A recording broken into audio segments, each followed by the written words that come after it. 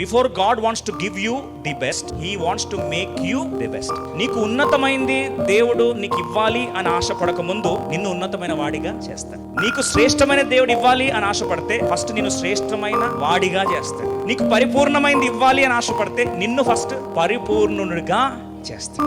యోసేపును 17 సంవత్సరాల దర్శనం ఉందండి, విజన్ ఉంది, ప్రామిస్ ఉంది, కళలు ఉన్నాయి, కళ భావం కూడా తెలుసు. నెరవేర్పు స్టార్ట్ అవడానికి ప్రాబ్లమ్స్ అన్ని ఏమయ్యండి, కాంప్లికేషన్స్ అయిపోయాయి. చొక్కా చింపబడింది, అగ్నిలో పడవేయబడింది, గుంతలో పడవేయబడ్డాడు, ఇష్టమలకు అమ్మివేయబడ్డాడు, దాస్యమునకు ఏం చేశాడు, అప్పగించబడ్డాడు. Situations ఏమయ్యాయి, complicated.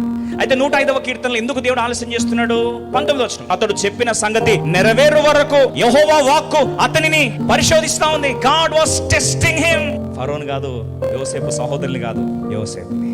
నీ జీవితంలో ఒక పలాని విషయంలో ఆలస్యం దేవుడు చేస్తున్నాడంటే దేవుడికి చేతకాక కాదు, లేదా కష్టమైంది కాదు.